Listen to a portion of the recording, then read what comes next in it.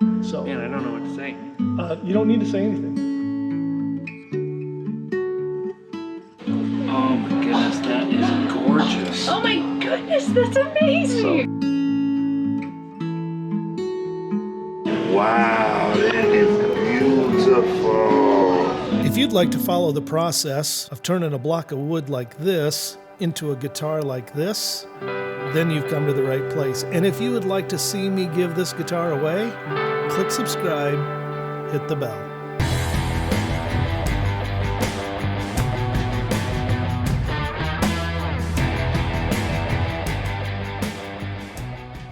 And I'll shape this even more coming around here. My rough idea. Oh, look at this. Today, I'm going to be opening up this box and see which guitar neck is in it. I've got a few unfinished guitar necks coming from Warmoth, and I'm not sure which one this is. Now, if you're new to Let's Build a Guitar, I kind of prefer to get unfinished necks with a paddle head to finish off my own headstock on there. I've talked about this in a past video, so go back and watch that if you're wondering why I prefer to do this over building my own neck. But let's see what we've got in here.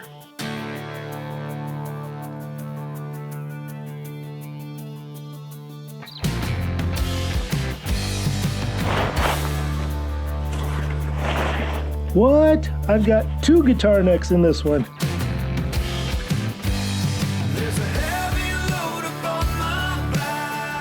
Well, I was thinking there was only going to be one neck in there, but there were two. That means I get to work a little further ahead on two guitars.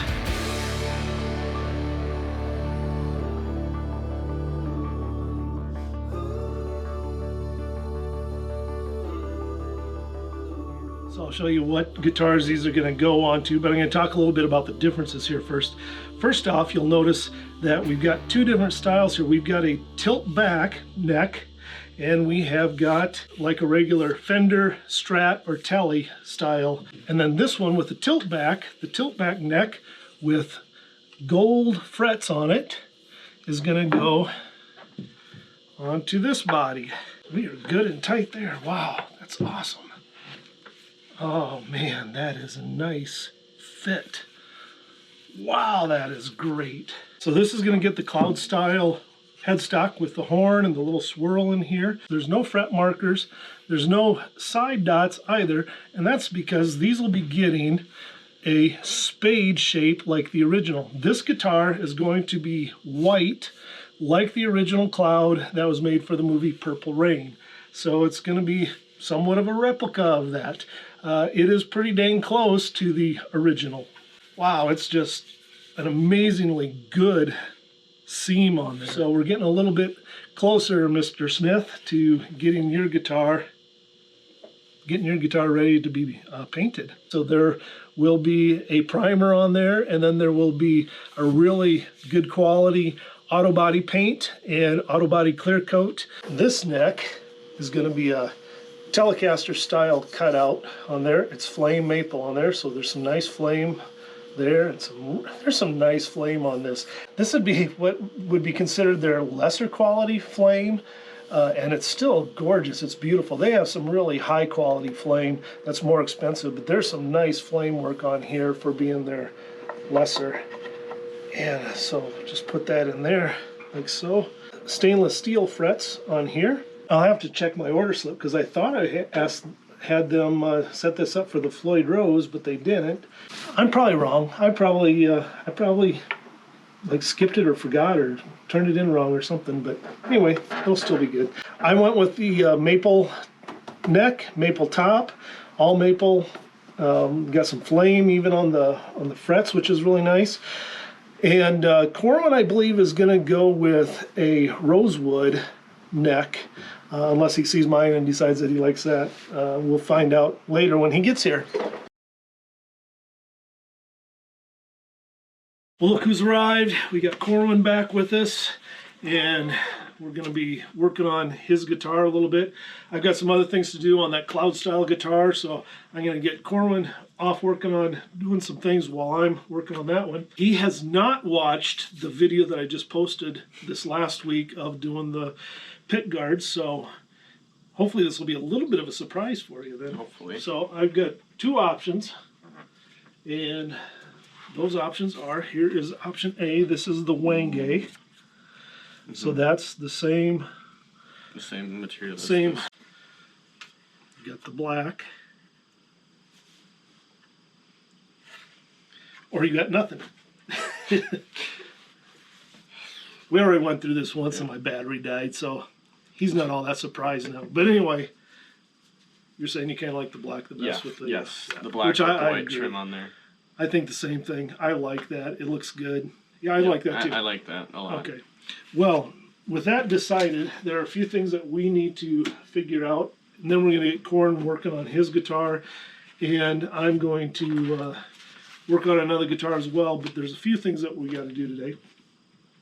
He ordered himself a neck from Warmoth, like mine, only a little different. You got Indian rosewood on the fretboard, and instead of just plain black dots, he splurged and he got wood. The split diamonds. If you want to do the inlay shapes, like, you know what, instead of little round dots, I want to put diamonds. It adds $90, right? Just like that. Split diamond. In the pearl, I Is think. it like a pearl? Yeah, I think I got it in the pearl to match with the Okay. binding. That's going to be nice. Yeah. One of the things that we got to do today is figure out your neck joint. So we've got a few options with the neck heel. One, we can leave it just as it is, like that, and you would have your neck plate on like this. Two is, like I did on my baritone Tele style guitar, it comes here and then I route this down lower, so it's a little bit, so this kind of comes up like this, and then I route out an area like that. So this is like sits down about a 1/4 inch lower, and then the neck, and then this would sit on top of that. Okay. If you go this route, we're going to cut this off a little bit in here yet, so that's not quite so much wood there. The other option, I'm going to grab my guitar here. Ferrules, I keep calling them ferrules because that's how it's spelled, is Ferrules. These sit in here like that. Okay. Okay, and then this is tapered way down, and I'm still going to taper this, especially on these corners. I need to bring those in a little bit yet. Just take your hand and kind of go up. Yeah. And see how that feels. Yep. I like that. Okay. For those that are really into guitars, they're going to pick it up and take a look at it, feel it, go, oh wow, that's pretty sweet. But most people aren't going to have any clue as to whether or not you've got a plate on the back or if it's like this. I like it like this. It just feels so good. It just feels smoother and more transition-y, if that makes any sense. Absolutely, because your hand can just move right on up all the way to those high frets. Yep. So you want to do the same type of thing. Yes. Okay. As I continue to build mine now, I don't have my neck screwed in here yet or anything, but I am just really thrilled with the way this heel is coming in to the shape of this neck. As you can see how it just kind of rounds right down in there.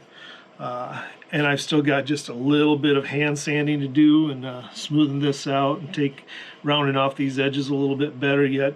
It just feels so good when you come up that neck and you don't have this big bulky square block there. Not saying that I would never do a Telecaster with the square neck plate, because sometimes it's just nice to do it just so that it's, you know, kind of true to the original. But for playing and for what I like, I really like this neck heel on here. Next thing I'm going to do now that you can join me in is I'm going to be doing the headstock shape and figuring out exactly what I want to do there. I will not do an exact copy of a Telecaster headstock. I don't try to just make my guitar look as though it's a Fender and put Fender labels on or anything of that sort. Now, this is the one that I've done for my Strat style necks. And I'm wondering if I just use that again, basically added a little bump there, change this a little bit. I think that would look good. It's my own design. I mean, obviously based off of a very similar look of a Strat / Tele. I'm just going to stick with what I got. 2 headstocks today. I'll be doing this one as well for that Prince Cloud style guitar. Now I've got a definite line that I can see right there. I just line this up to that and then I can trace around this. This is the headstock design that Dave Roussan used, and this is true to his size and the horn length here. The Schecters, when Prince hired Schecter to start building him guitars that he could sell or give away, he had them purposefully make a shorter horn on here so that he could tell the difference right away between his and a Schecter. Now, we were just at the Minneapolis airport this last week. We were on our way down to Florida, and there is a Prince store in the airport, and there is definitely a Schecter in there, and you can see that the horn on that is a little bit smaller. It was kind of fun just to see that store in there and all the things that they had. I will be cutting this out, and in order to cut these out, there is nothing too fancy about the way I do it. I just cut them out and then do a lot of sanding to make sure that they are cut right. But before I do that, there's something else that I've been asked to do. So I've been given this request by Paul from Scotland. I've talked to him in the past. He is teaching some students how to build these cloud style guitars, and ones that they just wanted to make for themselves. And so he got these templates like you can buy offline. Mine's kind of all torn up and stuff, but I don't use this. But the template comes with the back control cavity looking kind of like this. This should be a little bit more rounded off. It's kind of destroyed in there.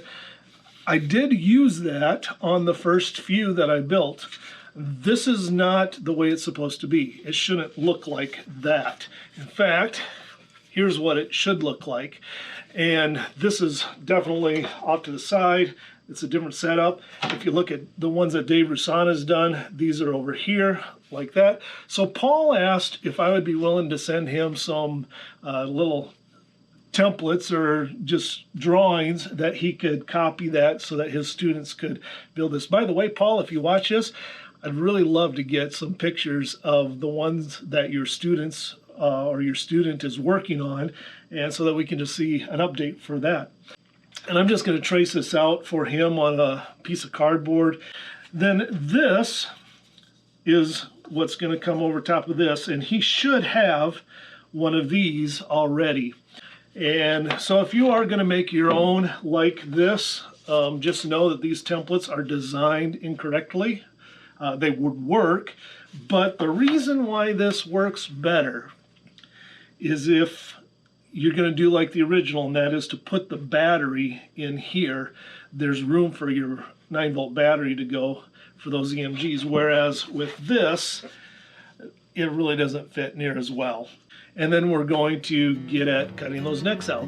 If you get a chance, like and subscribe, helps me out a lot. And if you want to help me give some of these guitars away, I'd appreciate it. You can check out my Patreon page.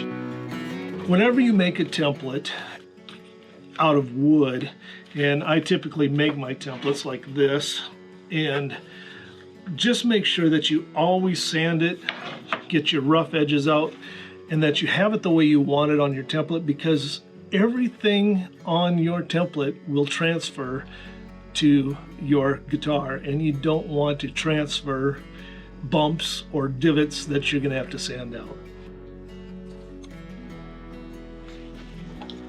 This one will go on the back of the body like this, as you can see, fit right in there, and then this one, oops, like this.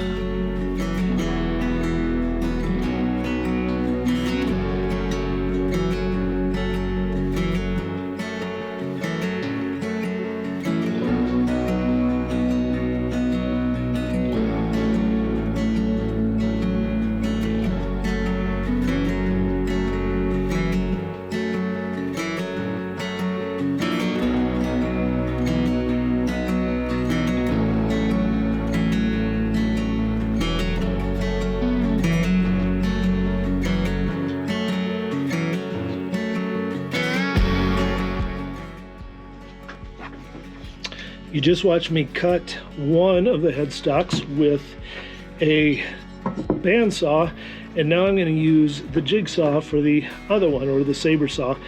And the reason why is the one that I was able to use the bandsaw on is flat parallel with the neck, so it just cuts real nice. I can keep it stable on the bandsaw. It works okay in one sense, that it keeps everything completely perpendicular. The edges are perpendicular with the top. It's a nice straight cut that way, but it does get a little bit jagged as I try and make some of those tighter corners.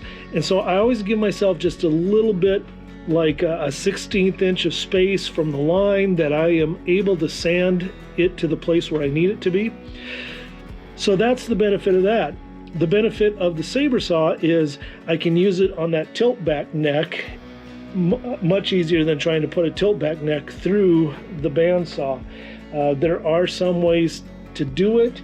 I've just never really liked doing it that way, so I will use this.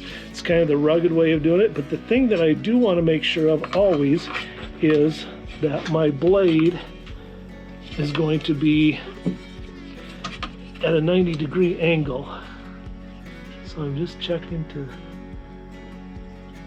and it does look to be at a 90-degree angle, so we're good there, because we don't want, just about fell off my chair, we don't want this to be angled at all so that it cuts an angle on the headstock. I have found with a really hardwood like this maple, I use a metal bit. I just cut slower. I give myself a little space for sanding off because there's going to be some little burn marks in there. But what I don't want is I don't want a blade that is just going to tear at the wood. I want this cut to be nice and smooth, and I'd rather sand away a little bit of burn mark on the wood than to have big chunks taken out of the bottom or the top.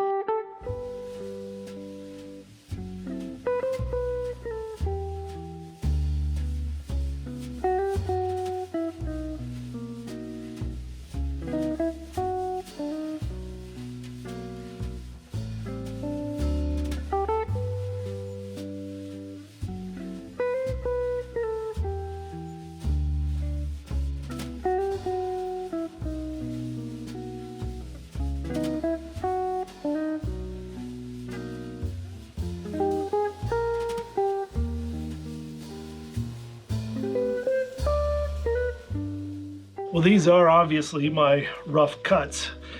Hope that's obvious to you. But things like this, like up around this area right in here, as an example, I leave that point. I'm not going to worry about trying to take that off with my saw when my sander is going to take that off in a matter of a couple of seconds. So if I leave a little bit of that line, and then I just sand that back to the line, it makes it really a quick way for me to shape this without having to take off too much of the wood in the sanding.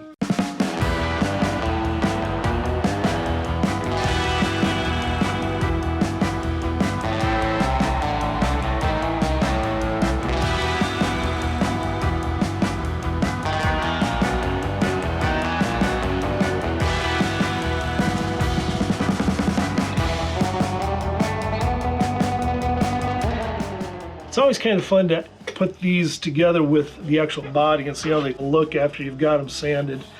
And yeah, I hope you can just see some close-up shots of how that looks with it all sanded. The back.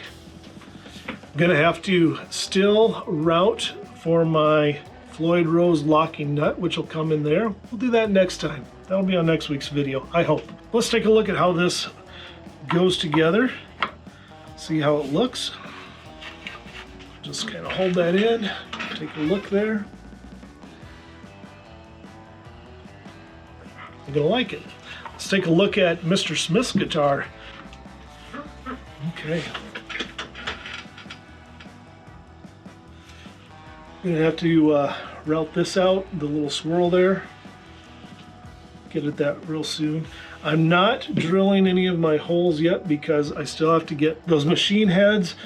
Different machine heads do have different size holes. You want to use the right size hole. One of the things that you need to watch is to try and get this sanded so it's a nice flow, that you don't have any jagged edges or jerks in there.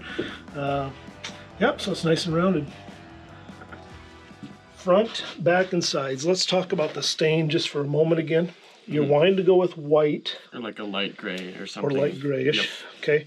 I bought some white stain. there's going to be a couple of options with doing it. One, we can just put white stain on it. You could put black stain on it, sand almost all the black stain off, and then put white stain over top, and you'll have like this white gray. Yeah. The stripes are going to hold the color a little bit more, so those would be more pronounced. It would look a little more tiger-like. Okay.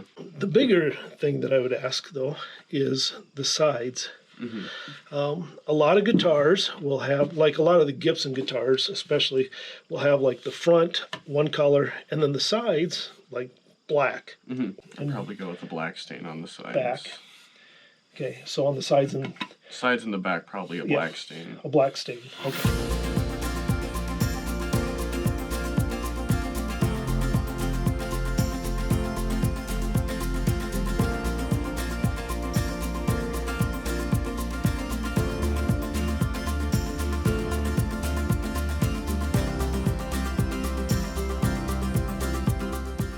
Okay, I'm going to get Corwin going with a conductive shielding paint.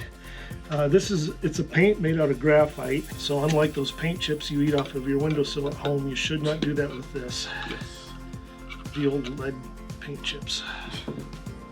Okay, and when you're sanding up on the top here, when you get to the 400 grit and you're kind of just doing this, this in here is going to sand faster than this. So, right, because it's softer. So don't over sand this. Okay. Yeah, don't over sand it. Just go over it lightly and don't, because otherwise you're going to end up with little ripples in there. Yep. Okay. Okay, so with Corwin, we're just wrapping up the day here. He has got his hole drilled for the 1/4-inch jack now. He's got the chamber holes for the wiring to go through. What else did we do? We did a little sanding around this corner. Oh yeah, look at that. As you can see, he decided to go ahead with rounding that off the same as mine. They look pretty close to identical. We just have to do a little hand sanding around there and all. So the fun part is now we are actually at the place where I'm going to send this home with you, and I'm going to give you the chore of sanding. And then next time we get together, we're actually going to be able to start playing with some stain. Cool. Well guys, thanks for checking out Let's Build a Guitar today. Again, appreciate having you around.